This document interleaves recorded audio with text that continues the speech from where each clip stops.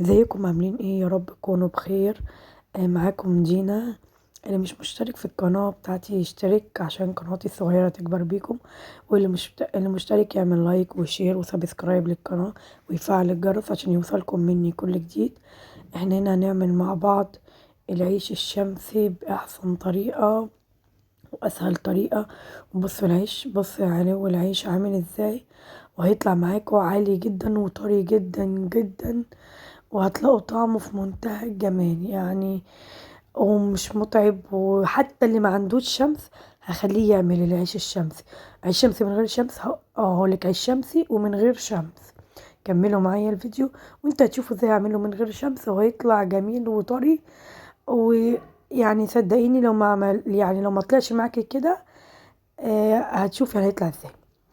انا هجيب معايا ميه دافيه، تكون دافيه، وكل كيلو دي بياخد معلقة ملح صغيرة. يعني انا حطيت معلقتين ونص ملح علشان انا هعمل 2 كيلو دي ونص، يبقى كل كيلو دي بياخد معلقة ملح صغيرة.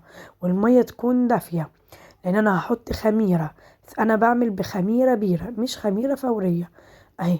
وانا هم بدوبها في المية، انا بحب الخميرة البيرة مش الخميرة الفورية. العيش الافضل ليه الخميرة البيرة اللي هي في الفرن. وانا حطيت كميه على 2 ونص، يعني شفتوا حته في ايدي كده. طبعا بصراحه انا ما وزنتهاش لان انا عارفه مثلا معيار عشان دايما بعمله، بس انتوا شفتوها حته في ايدي ازاي، مش يعني مكعب مش كبيره. وكمان عشان احنا داخلين على شتاء، يعني لو احنا في صيف بنقلل الخميره عن كده علشان العيش معانا ما يصوفش ويبقى عمره اطول.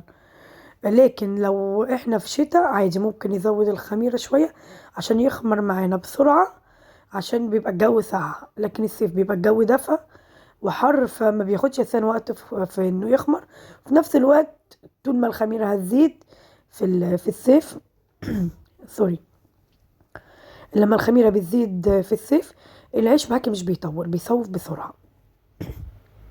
انا كده بنخل الدقيق، ما عنديش منخل، فجبت اللي هو المصفى وبنخل بيها الدقيق. هندخل بقى كمية الدقيق اللي عندنا كلها. معلش بقى لو صوتي تعبان علشان يعني عندي شوية برد. انا كده بقلب الدقيق بالمية، وما تدوسيش، قلبي. يعني اهم حاجة تقلبي لحد ما المية تختفي تماما. يعني انتي في المرحلة دي ما تعمليش غير انك تقلبي، لانك لو ما قلبتيهوش كويس عشان المية كلها تروح هيبتدي يكلكع، وهيبقى صعب شوية ان هو يفك منك. لو كلكع هيفك بس بيبقى صعب وهيبقى مجهود عليك اكتر وهيتعبك. انا اهو دلوقتي بقى بعد ما قلبت وما بقاش في اي ميه، يعني حتى بص وانا بقلب ما فيش ميه، ابتديت بقى ادوس لتحت. بص كانك بتلعبي بوكس بالظبط بايدك الاتنين، وكانك بتلعبي بوكس. بص يعني انا اساسا الطبق الالومنيا ده عشان عالي لفوق، لما بدخل فيه الدقيق مش بيطلع لبره ومش بيبهدل الدنيا، فانا بحب اعمل فيه وتقيل، ومع ذلك الطبق بيتحرك مني من العجن. وكمان بس انا بعجن في الارض عشان انا اتملك فيه اكتر، يعني اعرف اعجنه كويس عشان العيش بيحب يتعجن حلو، فعشان كده انا بعجنه في الارض. اهو انا بعجن فيه. والعيش لازم تعجن كويس جدا، يعني لازم تفضلي تعجني فيه زي ما بقولك. يعني تجيبي اهو من تحت لفوق ودوسي، تجيبي من تحت لفوق وتدوسي بايدك الاتنين وتبتدي تدوسي. اه انا مرضتش اقطع خالص العجين عشان تشوفوا يعني مرحلة العجين كلها، عشان طبعا اللي لو حد مش بيعجن يبقى يمشي خطوة خطوة وبرضه يعجنه. يعني هو سهل، هو ممكن لو حد مش بيعجن ممكن يبقى صعب بالنسبة له في الأول، بس هو سهل. بص بقى أنا حطيت حبة مية تاني، مش هحط أي مية تاني خالص. وطبعا أنا مش هقدر أقولك معيار للمية ليه، لأن الدقيق بيختلف نوعه. الدقيق بيختلف نوعه، مش مفيش مقياس في أي نوع عجين بتعمليه للمية. فأنت الأفضل إن أنت تحطي في الأول حبة صغيرين، بس تحطي معيار الملح بتاعك المظبوط اللي هو لكل كيلو دي معلقة ملح ومكعبة الخميرة. وبعد كده بقى تزودي مية لما تحتاجي، فالأفضل المية تكون قليلة في الأول شوية، عشان لو احتاجتي تحطي مية أحسن من إنك تضطري تحتاجي دقيق وتحطي. لما تحتاجي مية وتحطي أفضل. أنا أهو ابتديت بعجن فيه، وكل ما تعجني شوية تبتدي تنزلي العجين من على ايدك، عشان طول ما ايدك فيها عجين كتير بتبقى تقيلة في العجن، مش بتعرفي تعجني كويس.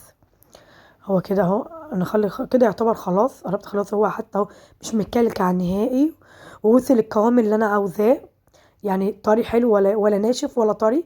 يعني ده غير العيش التاني اللي هو المصري اللي هو المفروض، لان ده بيبقى اطرى من كده كمان. ابقى في مره اعمله معاكم. لكن ده بتبقى حلوه، العجينه ماسكه نفسها، عجينته بتبقى حلوه ماسكه نفسها. وهتعرفوا ليه بعد كده، هوريكم ليه. انا كده بقى هبتدي احط حبه ميه على ايدي، يعني انا ما حطيتش ميه تعتبر، ده انا بليت ايدي ميه وشلت منها العجين خالص. ابتديت ان أنا انزل العجين تماما عشان المه بس اهو. ببتدي بقى المه من الجناب على بعضه اهو، حته حته كده من الجناب، عشان يعتبر كده دي اخر لما ليه. خلاص كده انا لميته و... وكده هو لم معانا وبقى حلو جدا اهو. بصوا، بصوا العجينه جميله ازاي كده. خلاص انا هنا بقى معانا ايه؟ دي كراتين. العيش الشمس ده بيتعمل في حاجه اسمها مقارص، بس انا عن نفسي كمان ما اعرفهاش. فرحت، طبعا احنا مش هنغلب، جبت كراتين وقطعتها. بس انا بصراحه جوزي جايب لي دي متقطعه كده، لكن انت ممكن تجيبي كرتونه عادي وتقطعيها مفيش مشكله. وبحط عليها الرده دي على ما اظن اللي هي نخاله القمح، انا بجيبها من عند العطار، بقول له عاوزه رده بيديني. ببتدي ارش على الكراتين دي رده عشان لما احط العيش عليها ما يلزقش اهو. انا كده برش الرده، ويعني ايه هرش انا بقى بعد كده الباقي، انا عشان طبعا وقت الفيديو. دلوقتي بقى احنا نقطع العجين. بص بقى انا بقطعه ازاي، يعني باخد منه حته، انا بحاول ان انا اقطع منه حته. طبعا يعني انا لو ما عرفتش مثلا ان انا اوصفها، هي باين في الفيديو انا بعمل ايه. بقطع منه حته طبعا على قد ما انت تعرفي تقطعي، مش مهم. بتبتدي بقى تحطي في دي، تخلي طبق في دي، وابتدي لفي الرغيف. شايفين انا بلفه ازاي؟ لفي الرغيف في قلب الطبق، ومن فوق ايدك بتبرم، يعني تلفي الرغيف في قلب الطبق. هو هتلاقيه برم اساسا، انت لما بتلفيه هتلاقيه عمل زي الكوره. اه بصوا، طبعا حجم الرغيف ده بيرجع لك، بس لو انت مبتدئه في الاول خلي حجمه صغير احسن. اها بصوا. وهبتدي بقى ايه، اجيب الكرتونه وهحطه فيها على ده الوضع، مش هقلبه. يعني انا هوريكم دلوقتي، انا هسيبه من ايدي على ده الوضع، بس ما بعملش غير اني بسيبه من ايدي على وهو كده. اللي هي الحته الناعمه اللي كانت في دي بتبقى من تحت.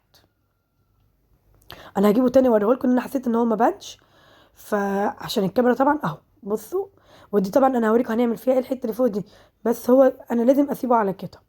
وعلى فكره انا ما سبتوش خمر، انا اول ما عجنته بس رشيت الرده بحيث ان العجين بتاعتي كانت ارتاحت مطرح العجن، مش اكتر من كده. لكن انا ما بسيبوش يخمر، ده في فرق بينه وبين العيش التاني، ده مش بيخمر، ده بيخمر بعد ما بيتقطع اهو. هقطع واحد تاني عشان اوريكم برضو بيتعمل ازاي، وبلفه في الدقيق ازاي. او برضو بقى الدقيق، وهبتدي الفه برضو. هو صدقوني سهل طبعا. ممكن انا حسيت ان الرغيف طول فخدت حته، ممكن طبعا انا مش بيعجن لسه صعبه، بس هو سهل جدا وطعمه صدقوني بيبقى في منتهى الجمال. اني جربيه وعلى ضمانتي وهيعجبك جدا، ويعني ولادك هيحبوه. طعمه جميل، وطبعا نضيف جدا لانك عاملاه في البيت، احسن من انك تشتريه جاهز صدقني. ومش هيكلفك زي ما هتشتريه صدقني، اقل بكتير اهو. انا بعد ما بشيله من الدقيق ببتدي الفه وهو على ايدي اهو. ابتدي برضو احطه في الكرتونة، بس انا هرجعه لايدي تاني ايوه عشان امسك الكرتونة واحطه عليها. انا بلف الكرتونة عشان يبان لكم اهو. بصوا انا بسيبه، بس هسيبه كده. انا بقى هقطع باقي الكمية بتاعتنا وهوريكم هعمل ايه.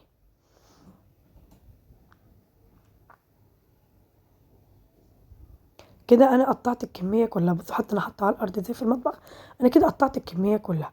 هعمل ايه بقى؟ بحط ايدي في الدقيق وابتدي بطبطب عليه على وشه لحد ما افرده مدور بالحجم اللي انا عاوزاه، او على قد مثلا ما مقطعه الرغيف بتاعي. بصوا اهو، لازم احط ايدي في الدقيق اهو وابتدي اطبطب عليه. اخلي الرغيف بقى مدور، يعني احاول ان انا اعدل ايدي بحيث ان يطلع معايا رغيف جميل ومدور يكون شكله حلو اهو. هبتدي اهو بعمله بمدور.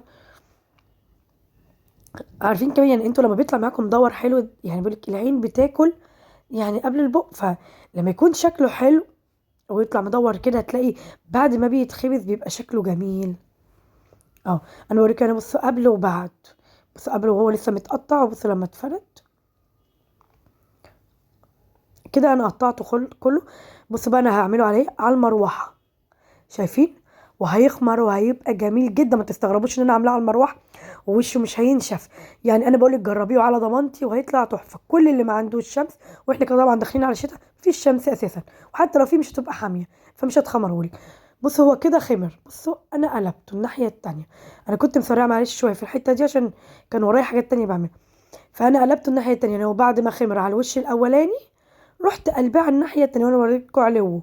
يعني لو ما تلاقيه عالي العلو ده، ومقلبيه على الناحيه التانية، بتحطي ايد يعني الكرتونه في ايدك وايدك التانية فيها، تقلبيه على ايدك وترجعي تحطيه على الكرتونه. معلش لو كنت مسرعه بس في الحته دي. انا كده قلبته كله اهو. بص بقى هو كده كمان خمر على الناحيه التانية، يعني هو كده عالي اكتر كمان. بصوا ان انا بسيبه، بس الناحيه التانية مش بسيبه عليها كتير، يعني حوالي ممكن 10 دقايق ربع ساعه بالكتير. بص بقى انا جبت ايه، انا جبت ابره خياطه، بس دي مخصصه للعجين يعني دي نضيفه. ممكن تجيبي اللي هي الخله الخشب عادي جدا، المهم تبقى حاجه ليها سن رفيع، بحيث ان انت تعرفي من نص الرغيف تفتحيه. يعني انت من نص الرغيف بتبتدي تعملي فتحه، او هوريهولكوا تاني. بصي من نص الرغيف تبتدي تعملي فتحه، بتدخلي اهو سن الابره وبتبتدي تعملي فتحه في النص، عشان هو ده اللي هيخليه يرفع معانا. بعد ما بتعملي الفتحة دي ممكن تسيبيه 5 دقايق تاني، وممكن تعمليه على طول واحد، بس الافضل تسيبيه 5 دقايق عشان هتلاقيه بقى ابتدى ايه يعلى اكتر، فالفتحة دي تبان تعلى لفوق، تلاقيه بقى زي فرق اتنين. دلوقتي بقى انا هجيب الصاج بتاعي. انا بعمله في فرن البوتاجاز عادي جدا، وعلى الفرن من تحت بشغلها على اعلى حاجة، وبجيب الصاج بتاعي. بص اوريكم دلوقتي انا بحطه ازاي في الصاج. انا قلبت رغيف تاني، انا كنت قلبته على ظهره وفتحته، رجعت حطيته برضو على ايدي بالكرتونه وقلبته تاني، علشان خاطر بقى نحطه عادي على وشه عادي، يعني تبقى الرده هي اللي من تحت. بجيب الصاج وهو بص بقى بحطه زي بالكرتونه، ببتدي اهو اعدله وانزله، بينزل معايا بكل سهوله، مش هيتعمل ومش هيتلخبط. يعني انا كمان ده انا هحركه سنه اهو، برضو عادي جدا وكويس جدا معايا. انا بقى هحط واحد من جوه، طبعا انا عشان وقت الفيديو ما جبتهاش، هحط واحد من جوه، بس هو الصاج ما شالش معايا اكتر من كده عشان يستووا يبقوا حلوين. يعني الصاج بصوا انا بقول لكم ان الصاج هنا ما شالش معايا اكتر من كده، لو حطيت حته واحد هنا هيلزق مش هينفع. كده هو استوى وخلص معانا. انا بس بعد ما استوى حطيت واحد رابع ان انا سويت كله بقى بالمره. والفرن زي ما قلت لكم تبقى عاليه جدا. وبعد ما بيستوي بحطه على الشوايه. اتمنى ان العيش يكون عجبكم، اعملوا لايك بقى للفيديو.